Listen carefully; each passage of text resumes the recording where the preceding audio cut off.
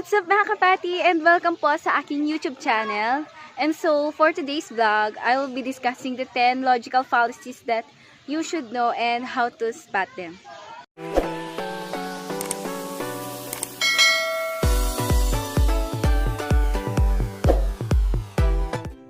Hi guys, so welcome back. So, kanina, sinabi ko sa inyo kung i-discuss ko sa inyo yung fallacy, logical fallacy rather. So, ano nga ba ang logical fallacy? So, a logical fallacy is an error in reasoning or a false assumption that might sound impressive but proves absolutely nothing. Sometimes they are completely unintentional, but more often than not, they are used by people during debates, arguments, or presentations to mislead you into thinking, acting, or behaving in a certain way.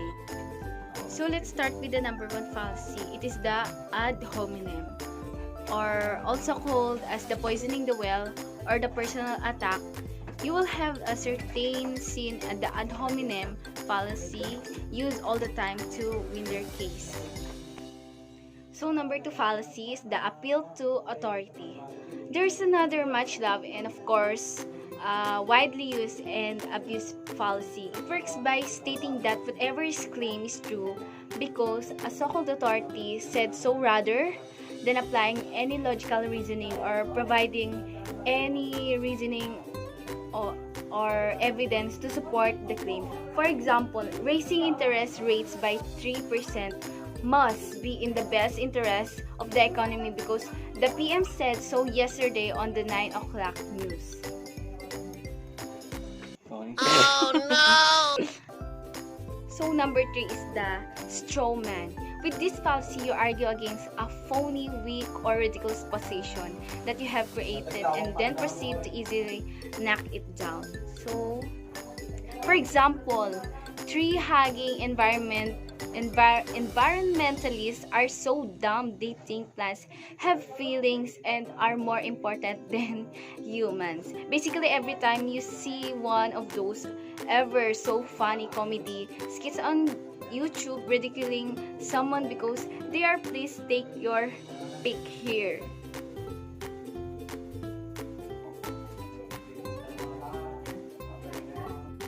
Fourth one is the appeal to ignorance. This fallacy works by using the promise that since we do not know or cannot approve something, that it must be either true or false, which if you think about it is completely ridiculous, as not knowing something isn't proof of anything, well, other than you don't know something. So here are some simple examples.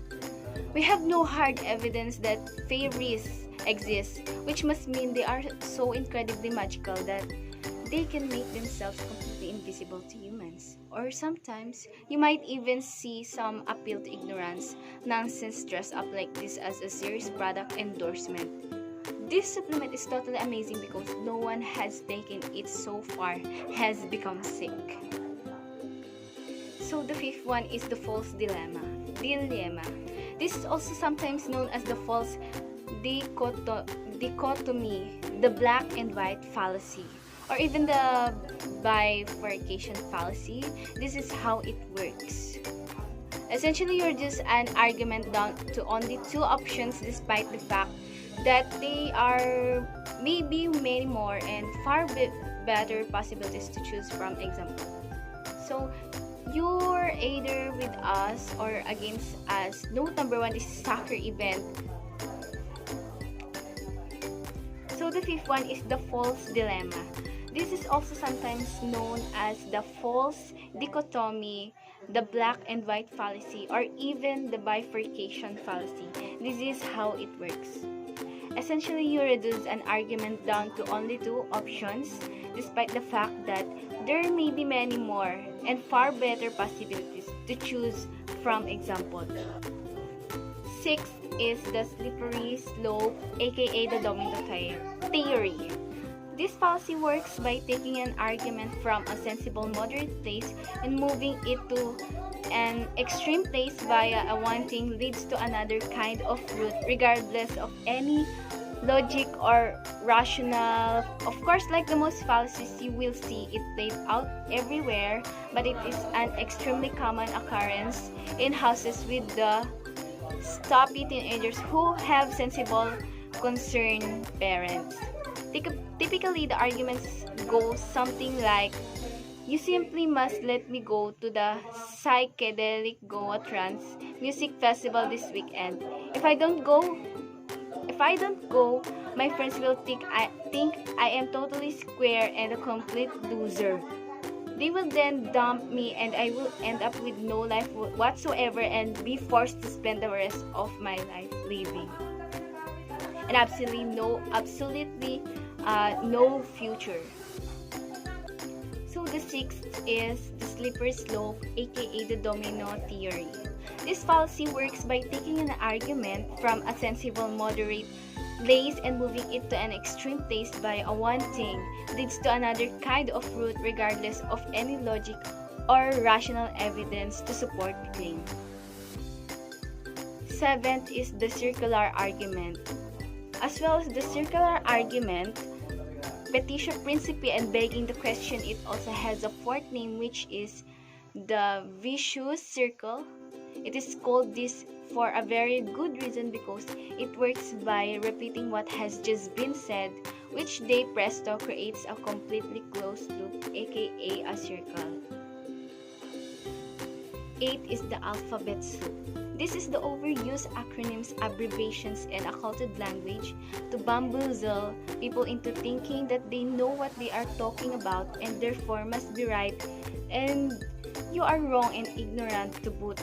Said to say that well-being industry is rife with this sort of hogwash and often used to impress and confuse poor subs into taking a dubious course of treatment, often at a great expense to the body and wallet allegedly. Example, please note it is a very much made up one.